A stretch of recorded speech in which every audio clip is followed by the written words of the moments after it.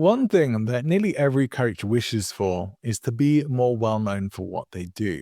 But there are keys to becoming more known in your industry, and many of us don't really know what they are and end up throwing everything against the wall in the hopes of finding one thing that might stick. We're about to open the coaching clinic. Angie isn't with us this week. She's very busy with her new client list. She's putting into practice all the stuff we talk about on this show, and she is super busy, but she will be back with us next time. And we are bringing back some of these solo episodes as well, so we can share some of our individual knowledge, experience, and expertise with you. Now, one thing I do know some stuff about is being more known, how to get yourself to become more known.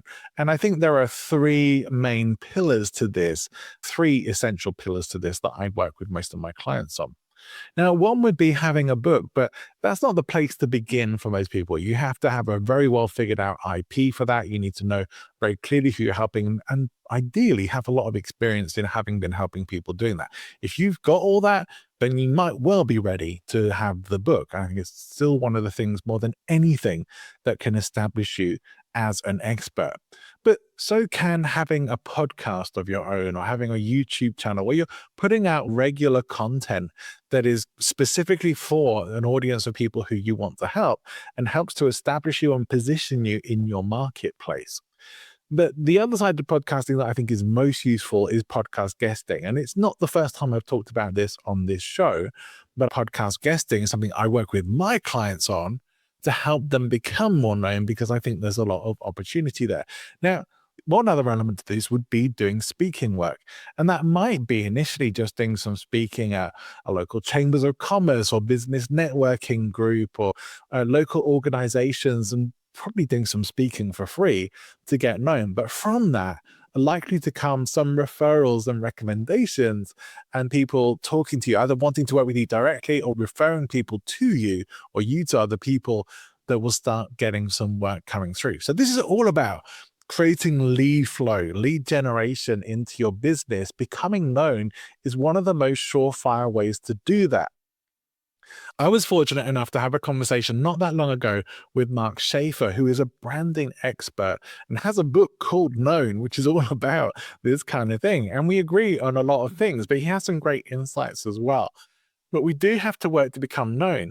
And that moment where you realize that people do know you for what you do, that your positioning is work, that you are seen as the expert, as the go-to person for what you do, is incredibly powerful and will start to get you speaking bookings. It will start to get you client referrals. It will have more people searching for you online as well. Now, I do think, short of having your book and having the speaking work, one of the things that can really lead up to that, and probably the most accessible thing for you, other than just being able to post on social media, which can be a very loose strategy, is being a podcast guest. I do think the fourth element is social media, but with that, I think you have to be very clear on picking the social media channels that work best for you rather than trying to be on all of them.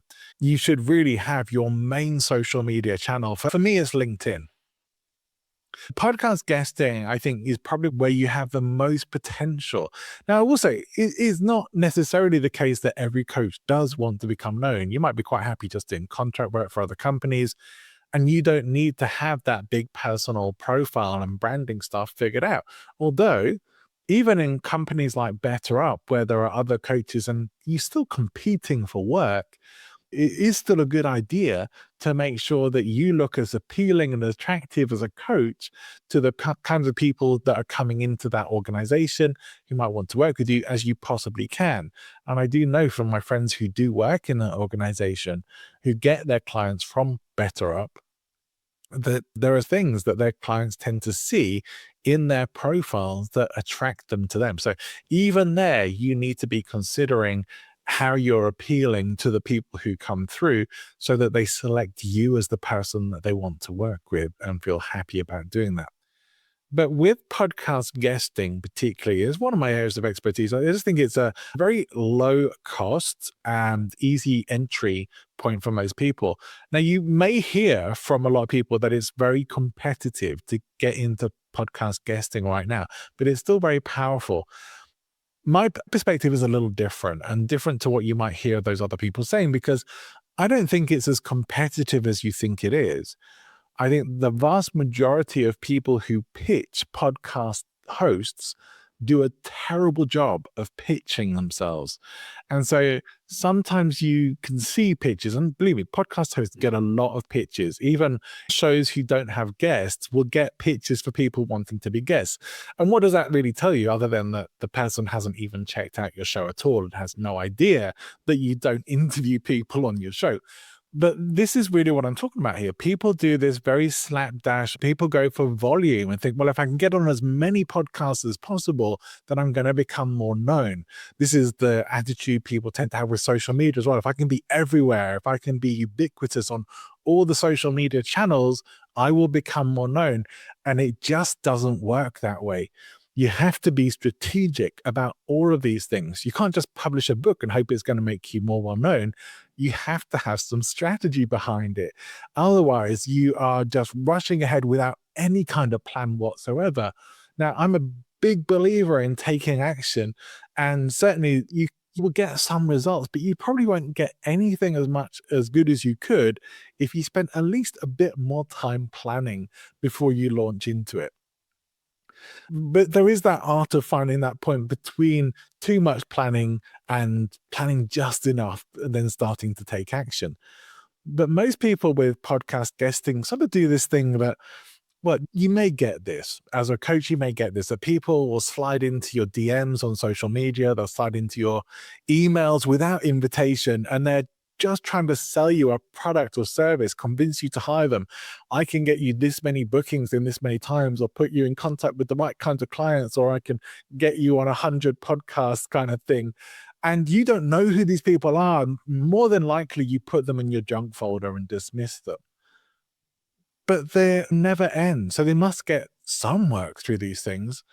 But that is a spray and pray attitude. That's really just a hope for the best kind of strategy. And hope is not a great strategy. I've probably said it many, many times. It's really not a great strategy for building and growing a business. It's not a great strategy for becoming known. You do need to be strategic. So it would be things like finding some podcasts that would actually give you some value to go on, that would give you some notability that people might even talk about, where your potential ideal perfect future clients are going to be hanging out. Maybe not completely, maybe not a whole audience of them, but probably a good chunk of the audience that would fit for you.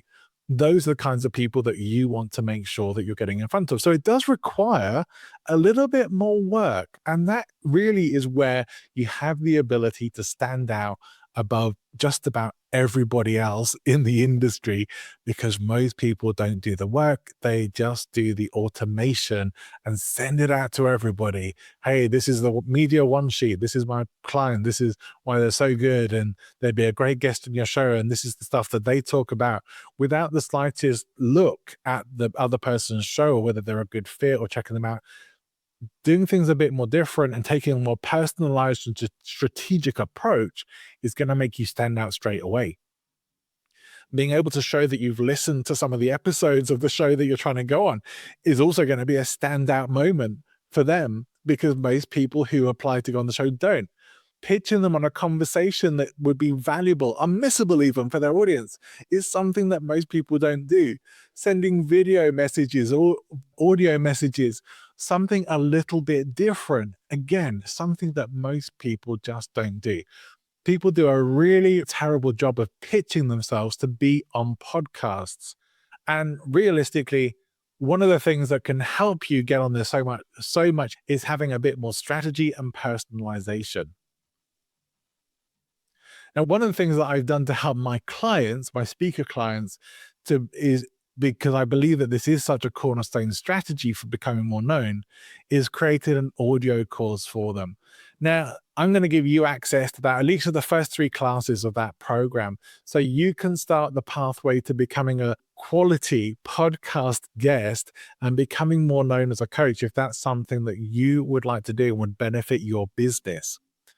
And I highly recommend it as well. You will find the link in the show notes. You can also go to presentinfluence.com. And if you look down the homepage, you will find in the list of services the strategic podcast guesting mini course there as well, and get the link to it there. So the first 3 classes for that, of course, are completely free to you, as well as the resources that come along with them. And if you do like it, it is still currently available at the launch price. That is been tried and tested out by several of my mastermind group before I even launched it, who loved it. Some of them have been podcast guesting for years and got some great value from it, stuff that they hadn't even realized as well, to move forward.